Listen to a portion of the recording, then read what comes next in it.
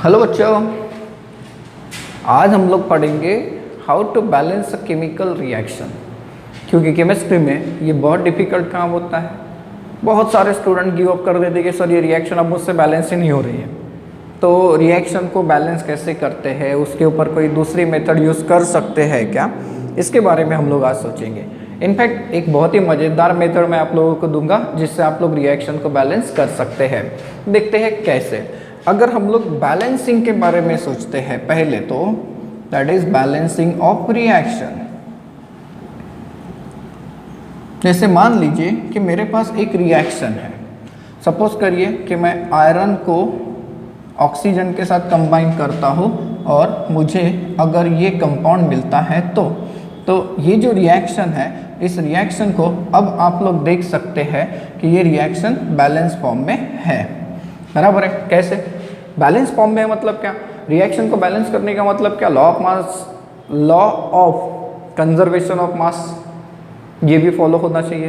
क्योंकि left hand side में जितने रिएक्टेंट्स के एटम्स, मॉलिक्यूल या मास या मोल्स है, उतने कहाँ पर रहने चाहिए, प्रोडक्ट के साइड में रहने चाहिए।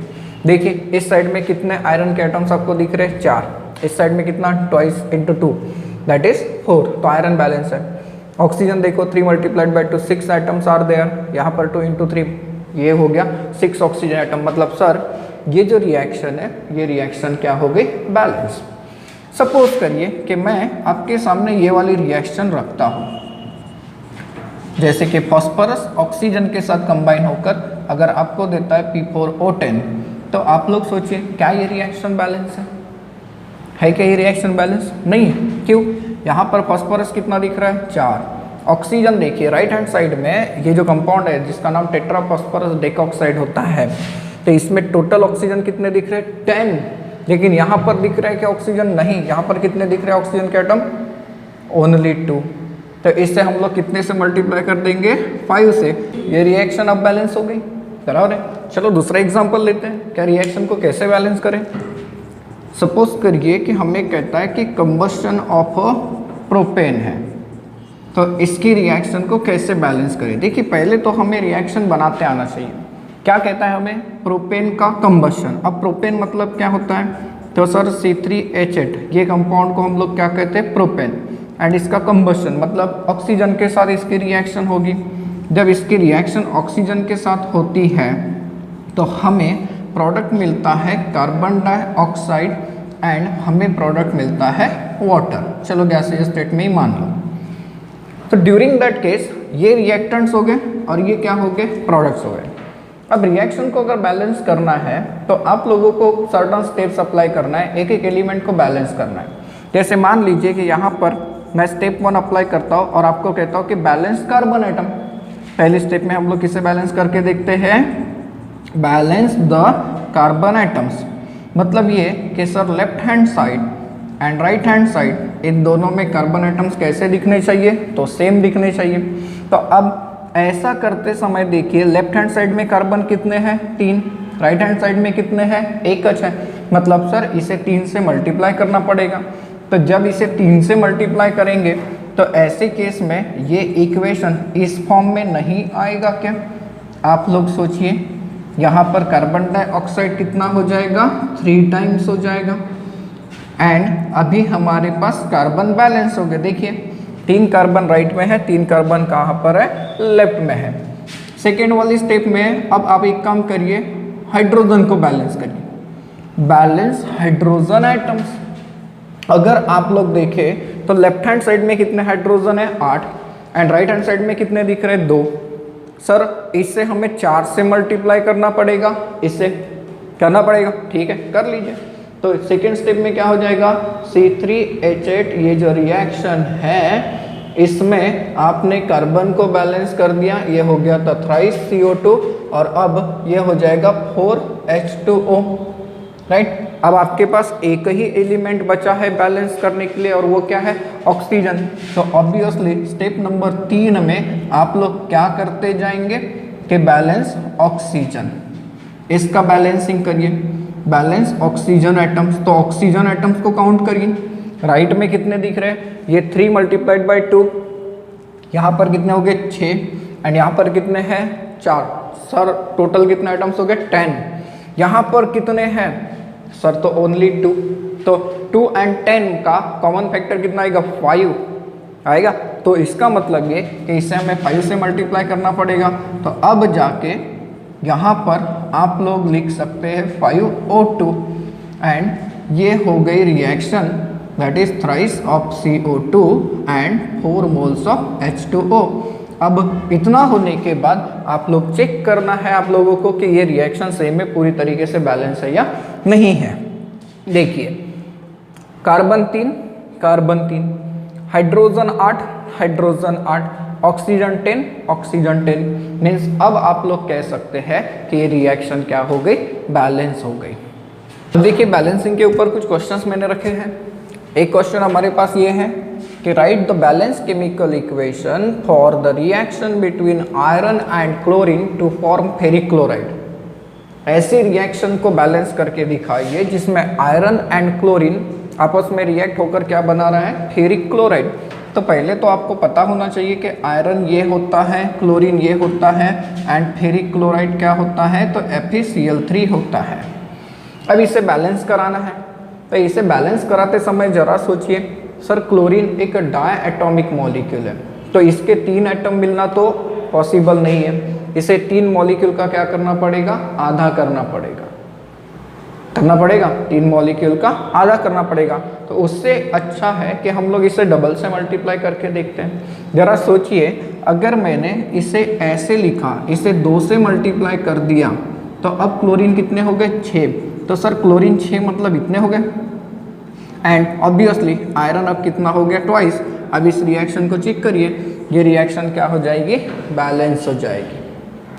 अब इस क्वेश्चन को देखिए क्या कहता है, write the balance chemical equation और balance chemical reaction between aqueous solution of ferric chloride and metallic zinc. तो फेरिक क्लोराइड का फॉर्मूला आज हमने पढ़ा FeCl3 होता है एंड मेटालिक जिंक मतलब जिंक मेटल। इनके बीच में रिएक्शन करके बैलेंस कराना है। तो पहले तो रिएक्शन का प्रोडक्ट हमें पता होना चाहिए, मैक्सिमम केस में हमें पता होता है। जैसा कि आप लोग देख रहे हैं उधर कुछ रिएक्शन लिख के रखी है, रिएक्टेंट और प्रोडक्ट दोनों पता है, हमें उन्हें बैलेंस करना है। यहाँ पर प्रोडक्ट को अगर देखा जाए तो ये प्रोडक्ट जो होते हैं ये ऐसे होते हैं, ठीक है। अब सोचिए आप लोग यहाँ से 2 क्लोरीन किसके पास चले गए, जिंक के पास, ठीक है। सर यहाँ से एक क्लोरीन कम हुआ क्योंकि FeCl3 किस में कन्वर्ट हुआ, FeCl2 में, मतलब सर इसकी क्वांटिटी हमें कितनी चाहिए होगी, डबल चाहिए होगी। तो चलो इसे डबल करके देखते हैं। तो इसे डबल करके देखेंगे तो ये भी डबल हो जाएगा और ये कितना बच गया FeCl2 एंड 2 क्लोरीन को इधर भेज दो। तो अब चेक करिए तो एटम्स बैलेंस है कि नहीं। आयरन 2 है 2, क्लोरीन 2 × 3 6 हो गया, यहाँ पर 2 × 2 4 एंड यहाँ पर 2 6 हो गया एंड जिंक 1 है जिंक। तो ये रिएक्शन अब क्या हो गई, बैलेंस हो गई, ठीक है। लेकिन इसके बाद क्या हम लोग हर बार इतना टाइम वेस्ट करते जाएंगे रिएक्शन को बैलेंस करने के लिए, उसे फिर से लिख के देखिए एक एटम को बैलेंस करते जाइए। रूल तो यही कहता है कि एक एलिमेंट को बैलेंस करते जाइए, लेकिन उसमें हम लोगों का बहुत टाइम जाता है। क्या सर कोई दूसरा शॉर्टकट तरीका नहीं हो सकता या कोई दूसरी मेथड नहीं हो सकती रिएक्शन को बैलेंस करने के लिए? होती है। उस मेथड को हम लोग कहते हैं कोएफिशिएंट मेथड। अब इस रिएक्शंस को, ये जो रिएक्शंस मैंने लिख के रखी है, इन रिएक्शंस को हम लोग बैलेंस करके दिखाते हैं बाय कोएफिशिएंट मेथड। एक अलग ही मेथड है जो कि ऑलमोस्ट सारे के सारे रिएक्शंस के ऊपर काम करती है और इसे बैलेंस करते समय आप लोगों को केमिस्ट्री की नहीं बल्कि मैथमेटिक्स की ज़रूरत पड़ेगी। केमिस्ट्री की नहीं बल्कि किसकी ज़रूरत पड़ेगी, मैथ्स की ज़रूरत पड़ेगी। कैसे ज़रूरत पड़ती है जरा देखते हैं। मैं पहले इस रिएक्शन को अलग करके लिख देता हूँ, C4H10 + O2 it gives CO2 + H2, ठीक है। अब हमारे पास इतनी जगह हो गई, इसमें ये रिएक्शन बैलेंस होती है। अब रिएक्शन को बैलेंस कैसे करते हैं भाई, coefficient method. Coefficient method ABCD method हम लोग इसे कहते हैं। जो भी रिएक्टेंट्स है एंड जो भी प्रोडक्ट्स है उसे A से लेके आगे सारे के सारे कोएफिशिएंट्स देते चलिए। मीन्स क्या, चलो मैं इसे लिखता हूँ A, इसे लिख देता हूँ B, इसे लिख देता हूँ C, इसे लिख देता हूँ D। तो मैंने कोएफिशिएंट डाल दिया, राइट। पूरे स्टेप्स को बराबर फॉलो करना है। ABCD EFG भी हो सकता है। तो ये कोएफिशिएंट्स आ गए। अब क्या करना है, एक एक एलिमेंट्स को लेफ्ट हैंड साइड और राइट हैंड साइड में काउंट करके उससे कंपेयर करिए।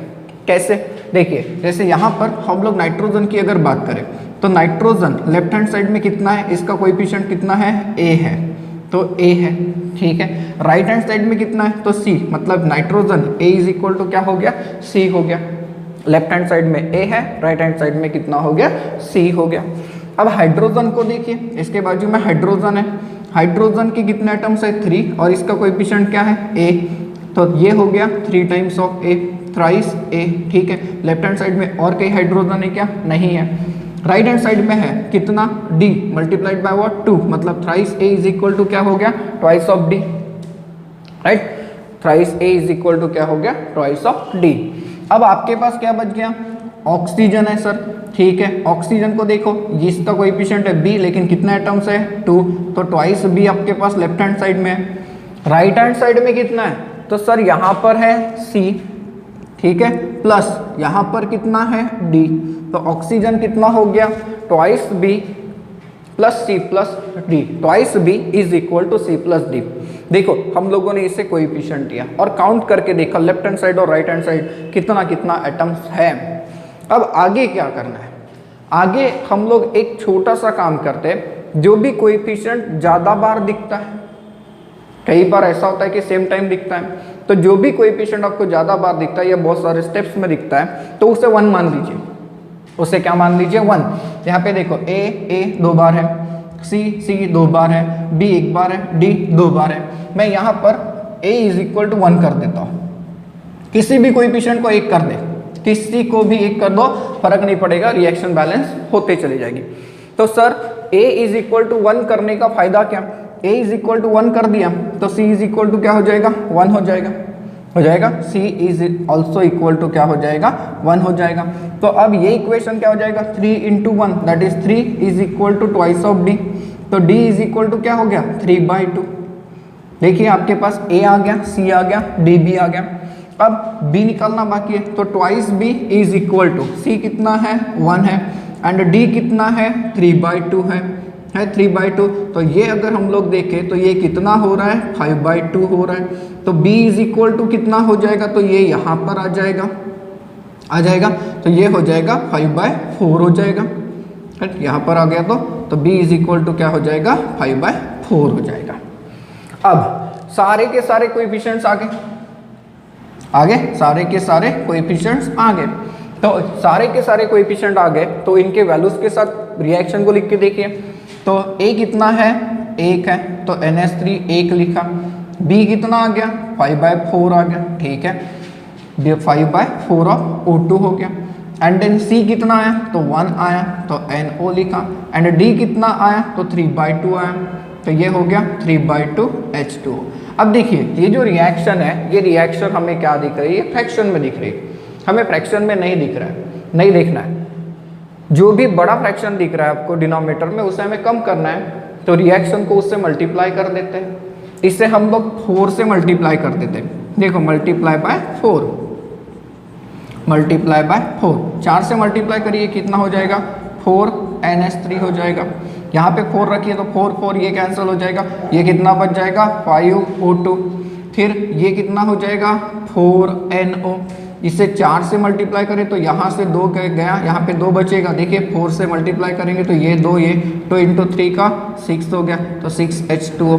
अब इस रिएक्शन को हमें चेक करना है कि वेदर इट इज़ बैलेंस और नॉट। देखिए 4 नाइट्रोजन, सर नाइट्रोजन बैलेंस हो गया। हाइड्रोजन देखिए 4 3 जा 12, यहाँ पर है क्या, 6 2 जा 12, सर नाइट्रोजन हाइड्रोजन बैलेंस है ना, वो बचा एक ऑक्सीजन, वो बैलेंस आना चाहिए, बस हो गया काम। 5 2 का 10, सर यहाँ पर देखिए 4 + 6 10, अरे वाह काम हो गया, मतलब ये रिएक्शन क्या हो गई, बैलेंस हो गई। तो आप लोग सोचिए, काफ़ी सिंपल मेथड है। हाँ थोड़ा सा टाइम जाएगा, मैथ्स भी लगेगा, क्योंकि यहाँ पर हम लोग मैथ्स यूज़ कर रहे हैं। चलो दूसरे एग्जाम्पल की तरफ चलते हैं। आपके पास ये रिएक्शन है, C4H10 + O2 gives CO2 + H2O। दे दो coefficient, sir A B C D दे दिया। कंपेयर करिए एलिमेंट्स को, पहले कार्बन लेते हैं। कार्बन कितना है यहाँ पर, 4 टाइम्स ऑफ A, ठीक है। राइट हैंड साइड में कितना है C, तो 4A इज इक्वल टू क्या हो गया C हो गया। देन उसके बाद हाइड्रोजन को देखो, हाइड्रोजन की अगर बात करें तो यहाँ पर कितना है 10A है, 10 टाइम्स ऑफ A। और कुछ है क्या, नहीं है। इक्वल टू राइट साइड में देखिए तो ट्वाइस ऑफ D है ट्वाइस ऑफ D। देन उसके बाद क्या बचा है, ऑक्सीजन बचा है।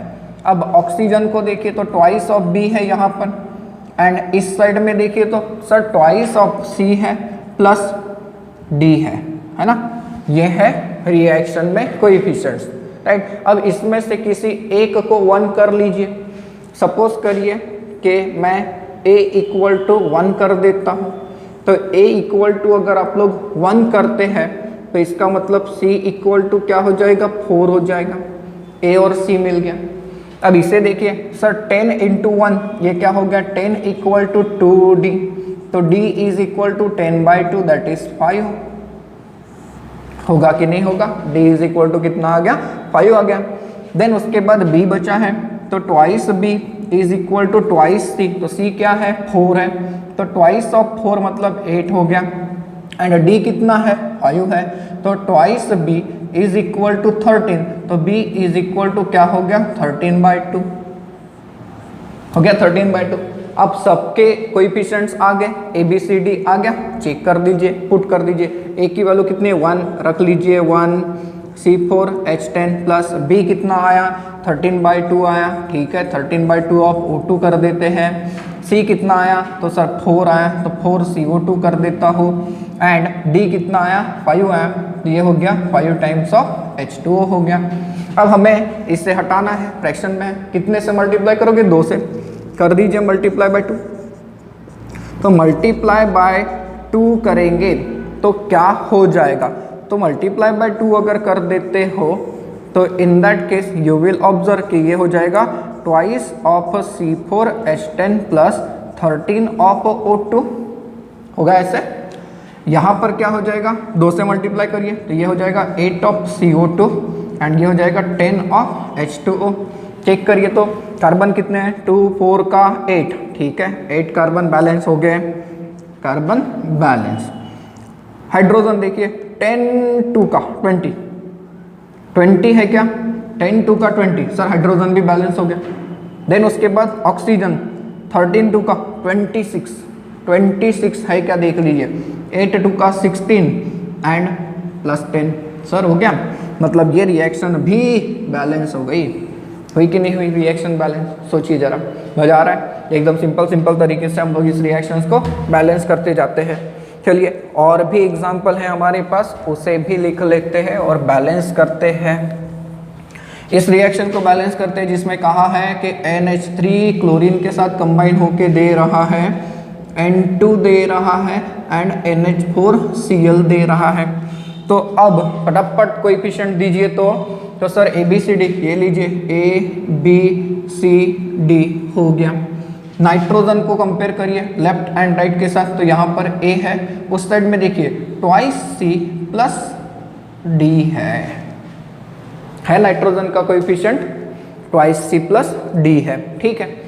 देन हाइड्रोजन को देखिए तो हाइड्रोजन यहाँ पर कितना है थ्राइस A है, तो thrice A is equal to hydrogen कितना है पर 4D, तो 4D हो गया। क्लोरीन को देखिए ट्वाइस B है, twice B is equal to यहाँ पर कितना है D है, ठीक है। Put anyone as a 1, put anyone as a 1, तो अब आप लोग देखिए यहाँ पर D है, यहाँ पर D है, तीनों में D है, तो पुट D इक्वल टू 1। तो D इक्वल टू 1 करने से आप लोगों को क्या मिल जाएगा, ट्वाइस B इक्वल टू 1, तो B इक्वल टू 1/2, B मिल गया आपके पास, D मिल गया। तो अब यहाँ पर देखिए thrice A is equal to 4, तो A की वैल्यू भी आपको मिल गई 4/3 मिल गई, तो A मिल गया, B मिल गया। देन उसके बाद अब निकालना क्या है, C निकालना है। तो A की वैल्यू अगर आपके पास 4/3 है, राइट, तो A की वैल्यू अगर 4/3 है तो 4/3 is equal to twice C plus D, तो D कितना आया था 1 आया था, तो इसे हम लोग यहाँ पर भेजते हैं 4/3 minus 1 that is equal to twice of the C। तो इसे देखिए तो ये कितना हो जाएगा, that is 4 minus 3 by 4 minus 3।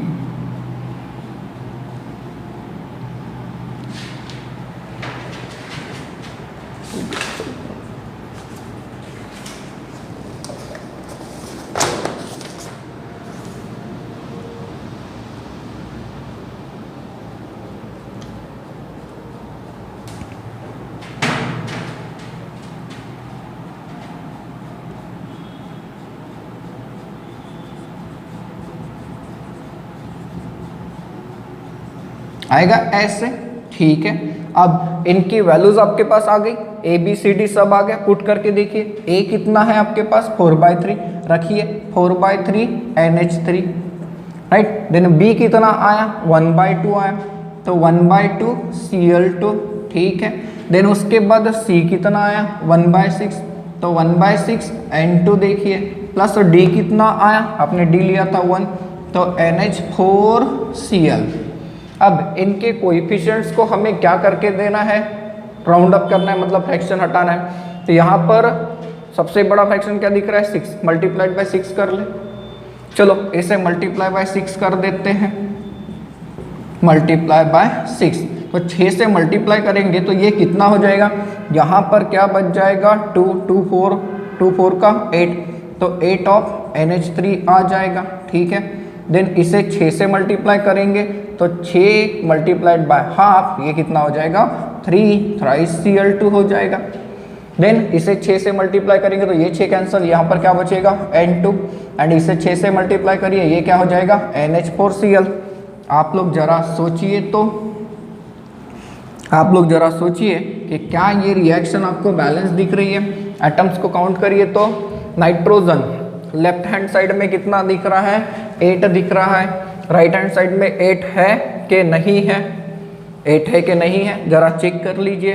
तो सर यहाँ पर 8, यहाँ पर 8, नाइट्रोजन बैलेंस, ठीक है। देन हाइड्रोजन 3 8 का 24, तो 24 4 6 का 24, हाइड्रोजन भी हो गया बैलेंस। एंड थ्राइस Cl2 मतलब 6 क्लोरीन के एटम, तो 6 क्लोरीन के एटम, तो सर रिएक्शन बैलेंस हो गई। मीन्स ये जो ट्रिक है, ये ट्रिक काम कर रही है, राइट। चेक करते हैं आखिरी वाली रिएक्शन के ऊपर। Sulphur plus nitric acid gives what H2SO4 plus NO2 plus H2O है, ये रिएक्शन है। तो पुट द कोएफिशिएंट, तो sir A B C D E आ गया, ठीक है। अब क्या करेंगे, कंपेयर करिए, कंपेयर करिए तो सल्फर को कंपेयर करिए, लेफ्ट हैंड साइड में कितना है A, राइट हैंड साइड में कितना है तो C है, A is equal to C हो गया। देन हाइड्रोजन पे चलिए, हाइड्रोजन लेफ्ट में कितना है B, राइट में कितना दिख रहा है ट्वाइस C, ठीक है, प्लस और कहिए है प्लस ट्वाइस E है, राइट, ट्वाइस E है। देन उसके बाद नाइट्रोजन को कंपेयर करिए, नाइट्रोजन का कोएफिशिएंट लेफ्ट में कितना है B इज इक्वल टू, यहाँ पर कितना है D है। देन ऑक्सीजन बचा, तो ऑक्सीजन का लेफ्ट में कितना कोएफिशिएंट है thrice B, thrice B is equal to 4C है, ये है 4C, प्लस यहाँ पर भी है ट्वाइस D प्लस E है, बहुत सारे कोएफिशिएंट है। अब यहाँ पर किसी को एक रखने से पहले थोड़ा सा इसे और हम लोग सिंप्लीफाई कर देते हैं, क्योंकि ये डायरेक्टली सॉल्व नहीं होता। देखिए क्या मैं इसे अरेंज कर सकता हूँ, ये हो जाएगा thrice B is equal to 4C plus twice of B plus E। क्यों ऐसा, क्योंकि आप लोग शायद देख सकते हैं कि B is equal to D कहीं ना कहीं है B is equal to D है, तो हम लोगों ने D की टर्म को क्या कर दिया B में कन्वर्ट कर दिया। तो अब यहाँ पर थ्राइस B है, यहाँ पर ट्वाइस B है, कैंसल होगा तो यहाँ से ट्वाइस B चला जाएगा, तो B इज इक्वल टू क्या बच गया, B इज इक्वल टू बच गया 4C प्लस E, ठीक है, B इज इक्वल टू बच गया 4C प्लस E। अब इस इक्वेशन को भी देख लीजिए, यहाँ पर क्या मैं अरेंज कर सकता हूँ, तो ये हो जाएगा 4C plus E is equal to twice C plus twice E। यहाँ से भी कुछ टर्म कैंसिल होती है, देखिए 4C माइनस ट्वाइस C, इधर क्या बच गया ट्वाइस C, प्लस ये E और ये E कैंसिल हो गया, तो twice C is equal to आपके पास क्या बच रहा है, तो twice C is equal to आपके पास बच रहा है ई। तो ऐसे केस में आप लोग सी की वैल्यू क्या निकाल सकते हैं, e/2 निकाल सकते हैं। सी की वैल्यू क्या निकली, e/2। तो फिर यहाँ पर सी की वैल्यू पुट करिए, तो therefore b is equal to 4 into e/2 plus क्या हो गया e। तो यहाँ पर देखिए क्या बच गया, ये ट्वाइस e प्लस e, तो b इज इक्वल टू क्या आ गया, थ्राइस ऑफ e आ गया। b is equal to thrice of e। Therefore अब पुट करके देखिए e is equal to 1। Now e is equal to 1 को पुट करिए। अगर आप लोग e इक्वल टू 1 पुट करते हैं तो b इक्वल टू कितना हो गया 3, b इक्वल टू 3 हो गया, तो d इक्वल टू कितना हो गया 3। नाउ d इक्वल टू 3 हो गया, तो अब आपके पास बचा है c। c क्या हो जाएगा, आपने e की वैल्यू निकाल दी है 1, तो c क्या हो गया 1/2 हो गया, एंड c 1/2 हो गया, तो a कितना हो गया 1/2 हो गया। अब इनके कोएफिशिएंट्स को पुट करके देखिए, तो 1/2 ऑफ सल्फर प्लस b कितना लिया है 3, that is thrice of HNO3। c कितना है 1/2, तो 1/2 ऑफ H2SO4 प्लस d कितना आया, तो d की वैल्यू कितनी आई 3, तो ये thrice of NO2 plus e की वैल्यू हमने कितना पुट किया 1, तो ये हो गया H2O। नाउ ये जो रिएक्शन है ये फिर से फ्रैक्शन में आ गई, बराबर है। अब इस रिएक्शन को अगर फ्रैक्शन से निकालना है तो हम लोग इसे 2 से मल्टीप्लाई कर देते हैं, तो मल्टीप्लाई बाय 2 करिए। 2 से मल्टीप्लाई करें तो ये कितना हो गया, ओनली सल्फर, प्लस 2 से मल्टीप्लाई करने से ये क्या हो गया 6 हो गया, राइट। देन 2 से मल्टीप्लाई करने से ये हो गया H2SO4, ये हो गया 6 ऑफ NO2, एंड 2 से मल्टीप्लाई करने से ये हो गया ट्वाइस ऑफ H2O। देखिए तो जरा क्या ये रिएक्शन बैलेंस है, एक सल्फर है, देन उसके बाद 6 हाइड्रोजन, तो यहाँ पर है 2, यहाँ पर है 4, 6 हाइड्रोजन, 6 नाइट्रोजन, ऑक्सीजन 6 3 जा 18, तो यहाँ पर 18 है, यहाँ पर कितने 4, यहाँ पर 6 2 जा 12, मतलब 12 प्लस 4 16 प्लस 2 18। सर हो गया काम। तो ये है कोएफिशिएंट मेथड जो काफ़ी सारे रिएक्शन के ऊपर काम कर देती है। आप लोगों को बहुत अच्छे से इसे प्रिपेयर करके रखना है, क्योंकि कई बार हम लोगों को ये हेल्प करता है। बच्चों आज की वीडियो में आप लोगों ने देखा कि रिएक्शन को हमने कैसे बैलेंस किया, एकदम सिंपल सी ट्रिक अप्लाई की जिसे हम लोग कहते हैं कोएफिशिएंट मेथड। हम लोगों ने उसके कुछ एग्जांपल सॉल्व करके भी दिए, और देखिए मैंने आपके लिए बहुत सारा असाइनमेंट लिख के रखा है। ये सारे के सारे रिएक्शंस के ऊपर कोएफिशिएंट मेथड अप्लाई करके इन्हें बैलेंस करिए, देखते हैं कितने लोग कर सकते हैं।